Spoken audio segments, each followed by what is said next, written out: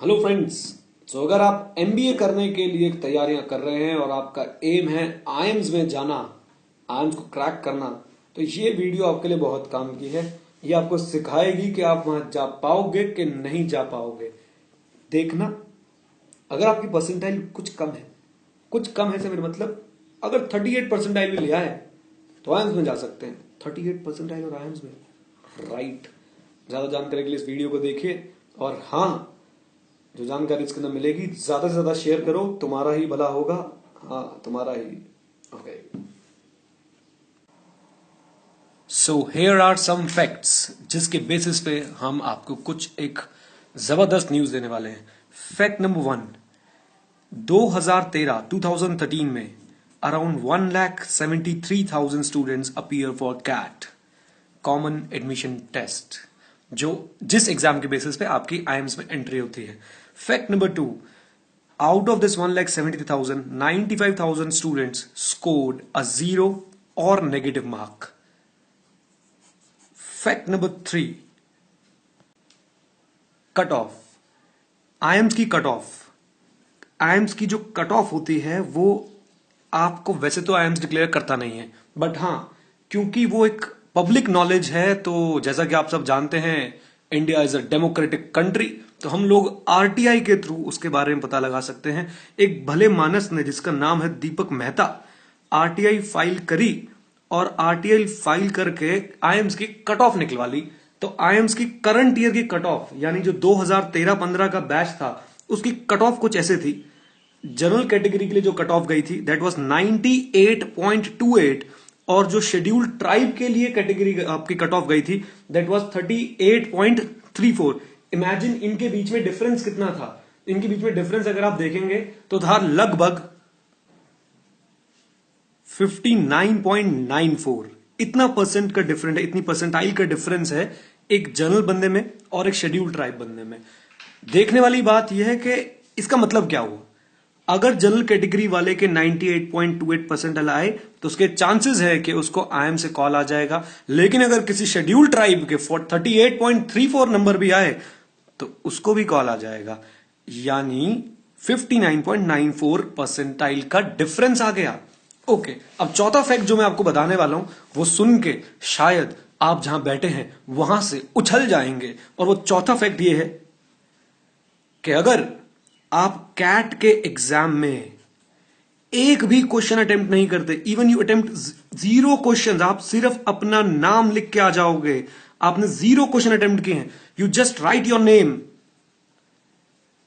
कुछ आइडिया है कितने नंबर मिलेंगे? You will get approximately 55 percentile. Yes, आपने बिल्कुल सही सुना। अगर आप सिर्फ अपना नाम भी लिख के आ गए शीट पे और कुछ नहीं किया, कोई भी क्वेश्चन अटेम्प्ट नहीं किया, तो भी आपके कैट में नंबर आएंगे, परसेंटाइल आएगी 55। ये कैसे कि सर एक भी क्वेश्चन अटेम्प्ट नहीं किया और तब भी मेरी परसेंटाइल कितनी हो गई, जल्दी बताओ? 55, राइट। अब ये तो मैं समझा देता हूं आपको, just wait for a moment. लेकिन अगर इन सब का हम कंक्लूजन निकालें, सर कट ऑफ थी कितनी? जनरल के लिए 98.28, एसटी के लिए 38.34। अगर आप एक भी क्वेश्चन अटेम्प्ट नहीं करके आते तो जरा ध्यान से, उस केस में वो कितनी परसेंटाइल मिलती है? 55। यानी एक एसटी बंदा अगर एक भी क्वेश्चन अटेम्प्ट नहीं करके आया तो सर उसकी परसेंटाइल कितनी हुई?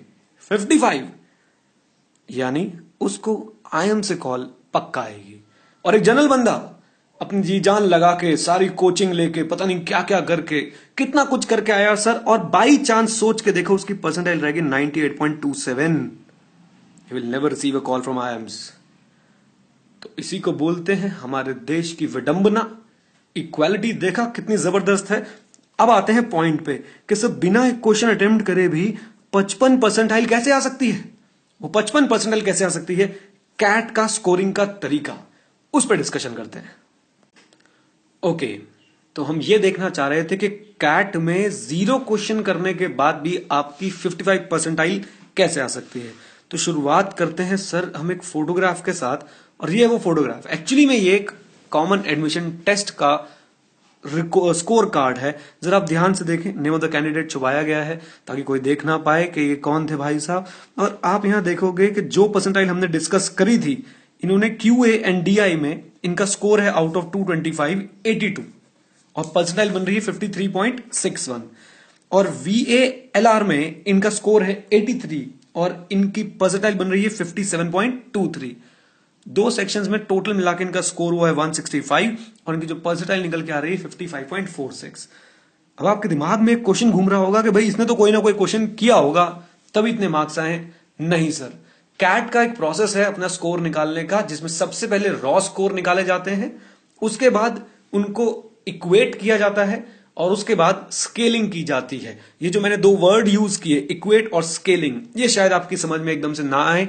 These are some technical terms, statistical process है। हाँ, अगर आप बोलो कि आपको इस बंदे से मैं मिला दूं तो वो मैं जरूर कर सकता हूं आपके लिए। चलते हैं और जरा मिलते हैं इस व्यक्ति से कि व्यक्ति है कौन। ये है मिस्टर जीपी। मुझे नहीं पता कौन है, बट मैं जब सर्च करने लग गया तो जीपी का फंडा एक वेबसाइट समझ आई हमें, और उसमें एक आर्टिकल लिखा हुआ था अजब कैट की गजब कहानी दोबारा।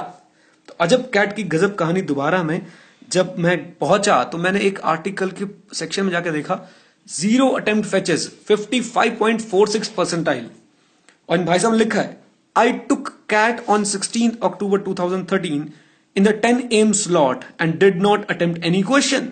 और जो मार्कशीट अभी हम देख रहे थे, सेक्शन 1 में 53.61, सेक्शन 2 में 57.23 और ओवरऑल सेक्शन में 55.46, ये इन्हीं भाई साहब की मार्कशीट है। और यहां पे इन्होंने एक लाइन भी लिखी हुई है, as I have confirmed earlier on Facebook the CAT score card doing the rounds with the above score is mine. तो ये रही सर उस बंदे की मार्कशीट जिसने कुछ भी अटेम्प्ट नहीं करा था। ये भाई साहब किसी कोचिंग सेंटर के लगते हैं और इन्होंने सिर्फ कैट को समझने के लिए काम किया था। That's it. So I hope आपको ये जितने फैक्ट्स आपको बताए गए, इनसे आपको पता चला कि अगर आप शेड्यूल ट्राइब नहीं है तो आईएम्स में जाना बड़ा मुश्किल है, लेकिन अगर आप शेड्यूल ट्राइब है तो सिर्फ पेपर ब्लैंक छोड़ के आ जाओ और आईएम्स से कॉल आ जाएगी। तो अब क्या करना है सोच लो, अवेयरनेस फैलाओ, लोगों के साथ शेयर करो और कोशिश करते हैं इस सिचुएशन को बदलने की। Thank you very much. और हाँ, हमें सब्सक्राइब करना ना भूलें, नीचे एक लाल रंग का सब्सक्राइब बटन है, उसे सब्सक्राइब कर लें और जुड़े रहें साथ में। Thank you very much. जय हिंद।